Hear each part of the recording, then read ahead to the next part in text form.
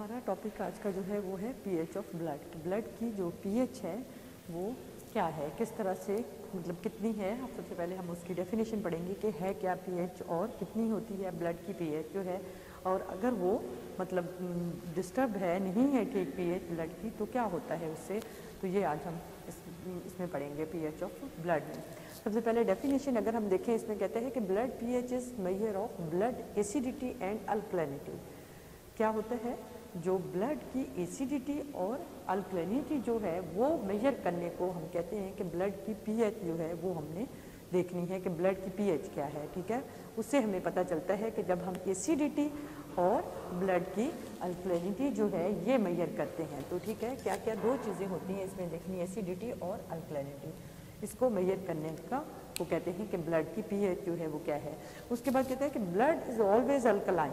ये बताया है कि ये ब्लड जो है वो ऑलवेज अल्कलाइन होता है, ये एसिडिक नहीं होता। ठीक है, मतलब स्लाइटली अल्कलाइन होता है, बहुत ज़्यादा भी नहीं, स्लाइटली अल्कलाइन होता है। कहते हैं कि degree of alkalinity depends on the hydrogen ions concentration. अब ब्लड में हाइड्रोजन आयन की कंसंट्रेशन से पता चलता है कि कितनी कंसंट्रेशन है, जो कि बहुत ही कम होती है। हाइड्रोजन आयंस की कंसंट्रेशन जो होती है ब्लड में वो बहुत कम होती है। ब्लड की पीएच से पता चलता है कि ये कितनी, जब हम देखते हैं तो वो कितनी होती है, तो उसमें कहता है कि वो उस पर डिपेंड करती है हाइड्रोजन आयंस पे। अब उसने नॉर्मल ब्लड पीएच बताया है कि नॉर्मल ब्लड पीएच जो है वो ये है 7.35 से लेकर 7.45 तक। अब हम देखते हैं कि 7.35 से लेकर 7.45 तक ये कहते हैं पीएच है ब्लड की। तो ये कैसे कहते हैं कि अल्कलाइन है, बेसिड कैसे पता चलता है कि कहा है हमें कि अल्कलाइन है। तो इससे दो चीज़ें उसने कहा है कि एसिडिटी और अल्कलिनिटी जो है उसको मेजर करने से पता चलता है कि ये जो है ये मतलब ब्लड की जो पीएच है उसका हमने मेजर करने से पता चलता है कि ब्लड की पीएच जो है वो क्या है। तो उसने ये बताया कि नॉर्मल पीएच जो होती है, अगर हम कहें कि नॉर्मल ब्लड की पीएच है वो है 7.35 से 7.45। तो अब हम देखते हैं, सबसे पहले हम पीएच स्केल देखेंगे। पीएच स्केल में पता चलेगा कि ये स्केल है तो इसमें पीएच जो है वो कहाँ पे है। पीएच स्केल में कहते हैं 0 to 14 होता है। पीएच स्केल जो होता है कि 0 to 14 होता है। अब इसमें कहते हैं कि एसिडिक अगर हम कहेंगे, अगर 0 to 1 तक है तो हम कहेंगे एसिडिक है। अगर 0 to 7 तक, 0 to 7 तक आता है तो हम उसको कहेंगे एसिडिक। और दूसरा कहते हैं कि बेसिक क्या होगी 7 to 14 तक, और 7 to 14 तक अगर होगा, जब होगा तो फिर क्या होगा, वो बेसिक होगा, अल्कलाइन होगा। और न्यूट्रल क्या होगा, 7 जो है वो कहते हैं कि न्यूट्रल होगी। अब हम उसको स्केल की मदद से देखते हैं कि अब उसने पहले ये बताया कि पीएच स्केल जो होता है 0 to 14 तक होता है। अब एसिडिक कहाँ पे होगी, कहाँ तक होगी, अगर 0 से लेके 7 तक किसी की पीएच बनती है तो क्या होगा, वो एसिडिक होगी। अगर 7 से लेके 14 तक है तो वो बेसिक होगी या अल्कलाइन होगी। और अगर 7 पे है, पूरा 7 पे है तो न्यूट्रल होगी। और न्यूट्रल जो पीएच है वो सिर्फ जो प्योर वाटर होता है उसकी है जो 7 होती है। न्यूट्रल जो है, इसके अलावा किसी भी कोई भी सोल्यूशन होता है उसकी पीएच जो होती है कुछ थोड़ी बहुत जो है उसमें आता है कि या तो एसिडिक होती है या फिर बेसिक होती है। तो जो प्योर वाटर है उसकी पीएच जो है वो 7 होती है, न्यूट्रल होती है। ठीक है, तो इसमें हमने ये एक स्केल मैंने बनाया है जो आपको दिखाती हूँ। इसमें कि 0 to 7, 7 से आगे 8, 9, 10 से 14 तक है।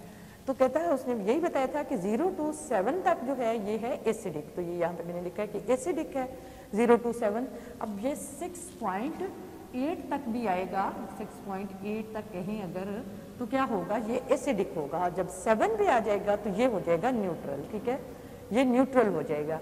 उधर से अब जो है वो आगे 7.2 से 7.4, 7.3 ये सारा जो है आगे आएगा। 7.2 ये हो जाएगा, इससे 3 हो जाएगा, या फिर 4 है, या जो भी मतलब आगे आता है, 2 है, 4 है, 6 है, 8 तो है, 8 है, फिर आगे 8 आ जाता है तो ये क्या हो जाएगा, ये बेसिक हो जाएगी। जब 7 से ऊपर आनी शुरू हो जाएगी, अब हम 7.1 से लेके 7.2, 3, 4, 7.5, 6, 7, 8 मतलब 9, 10 तक आगे आएगा तो फिर हम 8 करेंगे ना, तो क्या होगा 7 से ऊपर होनी शुरू हो जाएगी तो हम उसको बेसिक कहेंगे। इसीलिए ब्लड की पीएच जो उसने बताया है कि 7.35 है से 7.45 है, तो कितनी बस थोड़ी सी ज़्यादा है, इसलिए उसने कहा है कि स्लाइटली अल्कलाइन होता है। ब्लड जो होता है वो, अगर हम यहाँ पे कह दें कि ब्लड इज ऑलवेज अल्कलाइन है, तो स्लाइटली लिख दें, ये स्लाइटली अल्कलाइन होता है तो ज़्यादा ठीक है कि बिल्कुल थोड़ा सा है। अब 7 न्यूट्रल है, इससे इधर तो एसिडिक थी, तो यहाँ पे 7 न्यूट्रल है, तो 7.1 से 7.2, 7.3, ये 7.35 जो है 7.3 ही है, 7.45 7.4 है, तो क्या है कि 7.35 से 7.45 जो है यहाँ तक जो होती है, ये कहता है कि ये ब्लड की पीएच है, तो ये स्लाइटली बिल्कुल थोड़ी सी आगे है, तो ये ब्लड की पीएच है 7.35 से 7.45। अगर एवरेज निकाले तो 7.4 ही बनती है, ठीक है।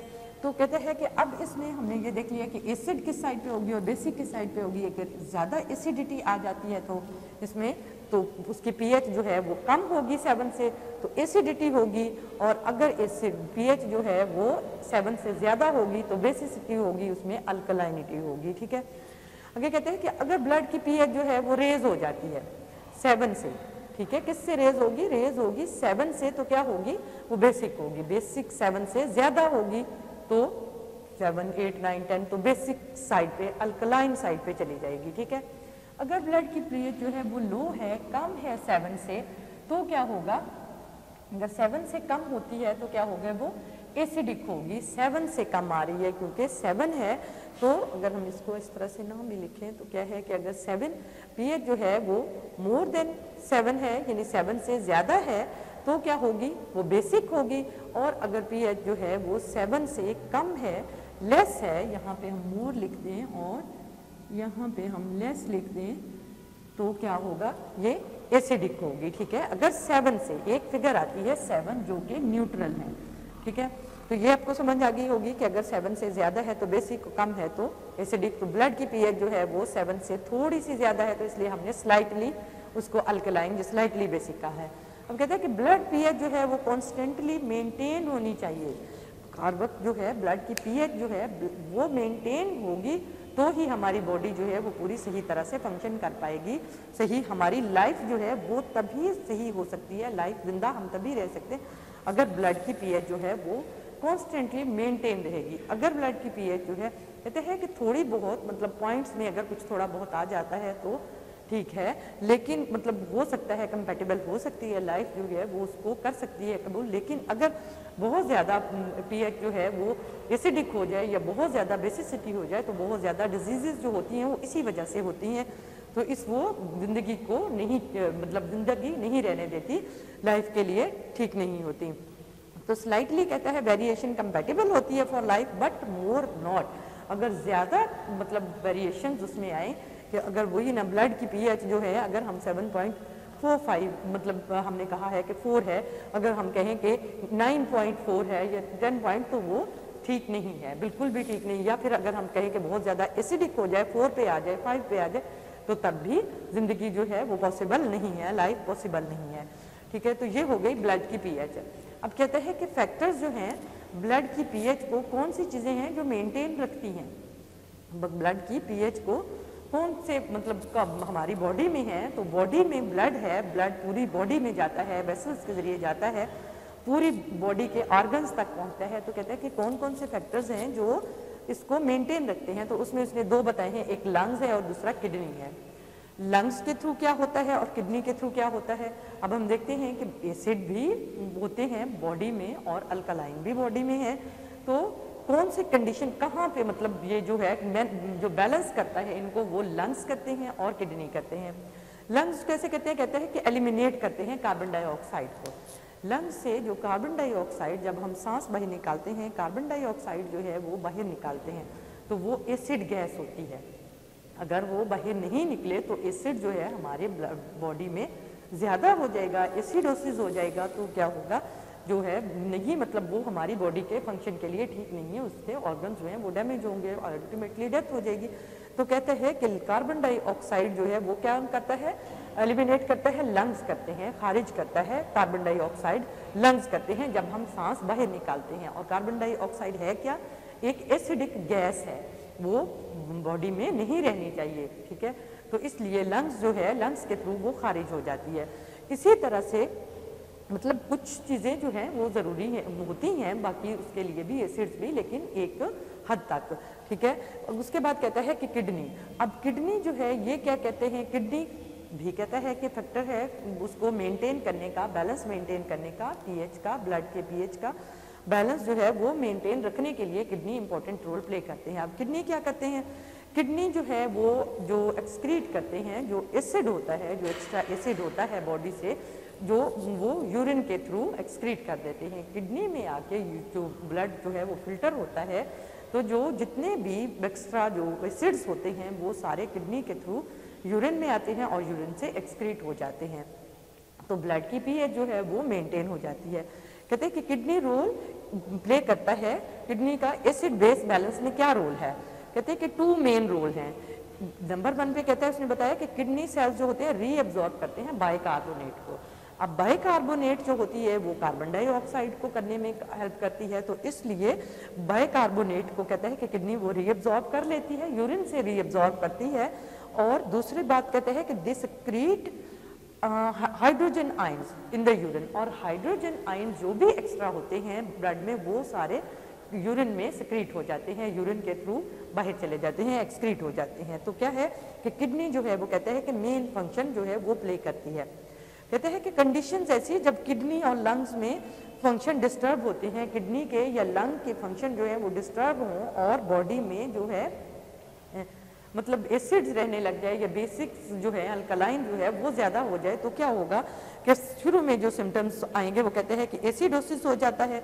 एसिडोसिस होगा तो क्या होगा, बॉडी जो है वो एसिडिक हो जाएगी। एसिडोसिस जाहिर है अगर किडनी फंक्शन सही नहीं कर रही, लंग्स फंक्शन सही नहीं कर रहे, तो क्या होगा एसिडोसिस, एसिड्स जो हैं वो बॉडी में ही रहेंगे, तो क्या होगा एसिडोसिस हो जाएगा। एसिडोसिस क्या होता है, ब्लड में एसिड की मिकदार जो है, लेवल जो है वो बढ़ जाता है, जिसकी वजह से मेटाबॉलिक डिस्टर्ब होता है, मेटाबॉलिज्म डिस्टर्ब होता है, जाहिर है डाइजेशन नहीं होती फूड की, तो जैसे एसिडिटी होनी शुरू हो जाती है ना हमारे डाइजेस्टिव सिस्टम में, तो कहता है कि मेटाबॉलिज्म जो है वो डिस्टर्ब होता है। उसके अलावा और भी बहुत सारे बताए हैं उसने कि टायर्डनेस हो जाती है, हेडेक होती है, शॉर्टनेस ऑफ ब्रीदिंग हो जाती है, जाहिर है कार्बन डाइऑक्साइड अगर नहीं खारिज हो रही तो शॉर्टनेस ऑफ ब्रीदिंग हो जाती है। उसके बाद कहते हैं फटीग होती है, स्लीपीनेस होती है। तो ये जो सिम्टम्स है ना ये आने शुरू हो जाते हैं जब जो हमारी ब्लड की पीएच जो है वो नॉर्मल लेवल पे नहीं रहती।